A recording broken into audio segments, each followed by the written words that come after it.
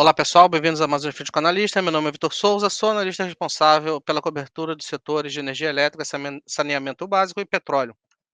Hoje a gente vai falar sobre a atualização dos cases de Sanepar e Copasa, valendo lembrar que nós acabamos por antecipar a atualização de Sabesp algum tempo atrás. Então, não se esqueça de deixar seu like, seu comentário aqui no vídeo. Se tiverem perguntas, mande aqui embaixo que responderemos para vocês. Agora é só puxar a vinheta.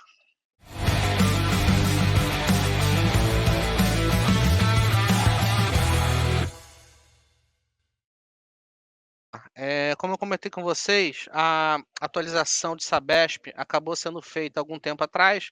Se vocês deram uma lida aqui no relatório, você já viu que tem aqui uns links em que você vai poder ver a recomendação que a gente deu, o preço-alvo. E a bem da verdade, a gente está com recomendação de compra para a Sabesp praticamente desde o início da nossa plataforma e já a gente vai falar sobre ela.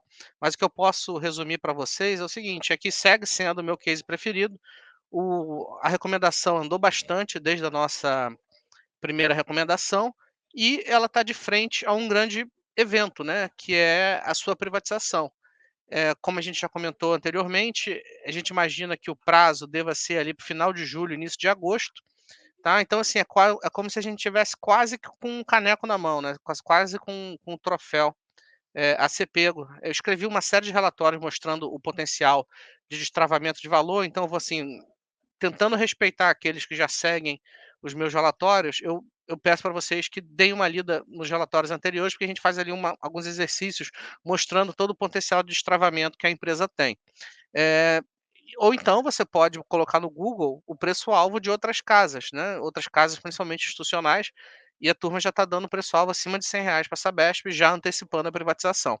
Aí eu coloco até aqui na tabelinha, ó, se vocês olharem, tem um asterisco aqui em Sabesp, o cenário base ainda não considera a privatização da empresa, tá? Então é um case muito interessante, está muito próximo, dê uma lida nos meus relatórios e vem aí o que o consenso está falando, porque é uma recomendação que tem caminhado muito bem e que eu particularmente sigo preferindo. Vamos falar do que é mais fácil primeiro? Vamos para Copasa. Copasa a gente manteve aí neutro, tá? Não é um case caro, é um case razoavelmente barato. A empresa melhorou bastante nos últimos 2 anos aí, múltiplos baixos, TIR interessante, né, a gente vê aí a empresa negociando aí praticamente 12%. Só que tanto na Sanepar quanto na Copasa a gente coloca uma barra maior ali para ela, né, que a gente coloca um custo de capital um pouco mais alto. A gente está com um cost of equity aí, um custo de taxa de desconto de 10%, que é bem elevado, mas ainda assim coerente com aquela taxa de desconto que a gente usou, com a Sabesp no documento passado, acho que foi de 9,5. E como vocês sabem bem, a NTN, que acaba sendo uma proxy, né, NTNB longa, que acaba sendo uma proxy de valuation dos cases de infraestrutura, ela caminhou também, né? Então já chegou aí a quase 6,5 real. Então as empresas têm que dar uma TIR muito gorda para fazer com que você dê uma recomendação de compra. Então, assim, eu acho que é um case bom, eu acho que quem tem no papel, quem tem o papel dentro da carteira, não está cometendo um erro, mas na média eu acho que é o case menos interessante por agora, e eu vou explicar por quê, né? De Sabesp eu já falei, já eu falo de Sanepar. Então você vê aqui que é um case que alcançou uma rentabilidade muito interessante, múltiplos baixos, tiro interessante também. Infelizmente, a privatização não deve acontecer. Aí aqui eu coloco algumas questões relacionadas de aumento de eficiência, etc. E o que eu coloco aqui em relação a dividendos é que se a gente considerar somente o que a empresa anuncia enquanto política, a gente está vendo aí um rendimento de 7, 8% ao longo dos próximos anos, que é ok. Mas para mim o grande pulo do gato aí é que a dívida da empresa ela é razoavelmente baixa, tá? Ela é muito sob controle e à medida que ela está razoavelmente redonda, tem espaço para ela pagar dividendo extraordinário, tá? Então eu coloco aqui, e é difícil a gente estimar dividendo extraordinário, vai ser 500 milhões, vai ser 1 bilhão, enfim, mas acho que a possibilidade desse rendimento aqui ser maior é bem grande, né? Então vamos ver o que acontece com as eleições municipais agora, para ver se esse tema da, da privatização avança, né? Federalização, eu coloco aqui minha opinião, né? Aparentemente não está andando.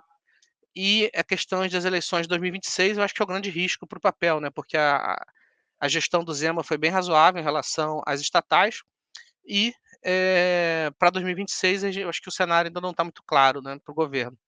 Então, dependendo de quem entre, de fato não vai ser é um risco que toda estatal corre e não vai ser diferente para a Copasa. Agora vamos falar da Sanepar, tá. Vamos para o que interessa, que é a questão dos precatórios, né. Eu fiz aqui uma novelinha aqui, né, a gente conversou com a empresa, eu conversei com alguns advogados amigos, como vocês sabem eu não sou advogado, então se eu der alguma escorregada aqui, você já me perdoe de antemão. Mas essencialmente, se esse caso já virou um precatório, quer dizer que o juiz já canetou favorável à empresa, né, a empresa tem esse valor a ser recebido, e seria aí um valor incontroverso de 3,9 bilhões, né. Então assim, não vale a pena aqui eu discutir o mérito da questão, porque o mérito já foi julgado, eu tampouco sou juiz, mas é importante, vocês entenderem que esse precatório ele já foi gerado, né. Eh, então assim, o que que falta, né, aí no fato relevante do dia 17/5 de 2024, o tributo TRF, né, ele enviou essa relação do precatório para inclusão no orçamento geral, para o exercício de 2025, ou seja, se esse precatório for inserido, no orçamento, isso deve ser pago até 2025, tá, e a gente está falando de 3,9 bi, é quase 50% do valor de mercado da empresa, é um valor bem relevante, tá. Eh, então assim, qual é a grande questão aqui? Qual é a grande dificuldade, né? Primeiro, quando a gente olha o preço da ação, visivelmente o mercado não está dando zero por isso aí, por enquanto, né, pelo menos em relação ao que a gente observa como preço justo. O problema é que como o governo federal, ele está com toda essa questão de, de orçamento, de gastos, etcétera, corre o risco desse precatório não ser inserido nesse ano, porque se ele é inserido nesse ano, ele vai ser pago do ano que vem, né, no caso, existe a votação do orçamento para 2025 e ele vai ser pago para 2025, né, mas isso é votado em 2024. Então, se ele não for inserido esse ano, ele vai ser discutido no ano que vem para ser votado somente em 2026, para ser pago, perdão, somente em 2026. Então, assim, dentro disso tudo, qual é a data que a gente tem que ficar de olho? É o dia 17 de julho, tá? Porque vai ser votada a Lei de Diretrizes Orçamentárias de 2025, no dia 17 de julho, né? Pelo que eu entendi, se não tiver nenhuma postergação, qualquer coisa do tipo, e é nessa data que a gente vai saber se o precatório vai ser incluído para ser pago no orçamento do ano que vem. Então, assim, como a ação já está negociando razoavelmente no, no nosso preço-alvo, é como se ela não tivesse tanta gordura, né? Caso essa possibilidade, ou seja, caso o precatório não seja inserido no orçamento do ano que vem. E para mim esse é o grande problema, né, é difícil a gente avaliar isso daqui. Eu sei que muitos de vocês têm a Sanepar, né, então assim, se você já tem, eu acho que o pior já passou, agora é só correr para o abraço e saber se vai ser pago, né, no ano que vem, né, 2025, 2026. Mas eu acho que a data que vocês têm que ficar de olho é essa daqui. Então assim, eu queria que o papel tivesse mais barato para eu recomendar ele sem necessariamente precisar somente desse evento aqui, para me segurar.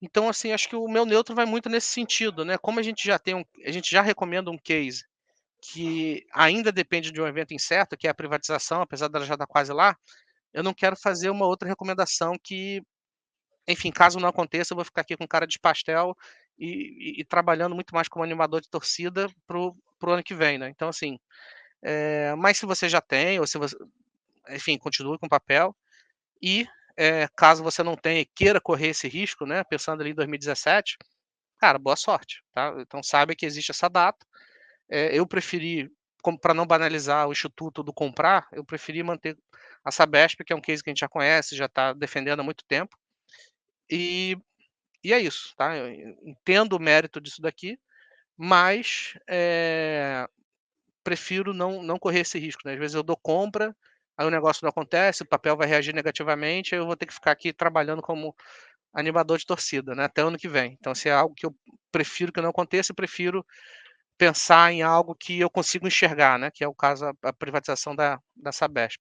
Um outro tema interessante é o seguinte: caso não exista o pagamento do precatório, a empresa tem aqui algumas possibilidades, né, ela pode tentar pegar esse valor e transformar em crédito tributário, mas também isso vai ser uma discussão longa, ou vender o precatório, né. E o problema é que o mercado de precatórios ele não é regulado para a gente saber qual seria uma taxa de desconto coerente para ele vender agora, sem que tenha ali um cut-off muito grande, né. Como vocês sabem bem, esse mercado de precatório ele existe há bastante tempo, não é um mercado regulado, assim, geralmente são advocacias especializadas, então,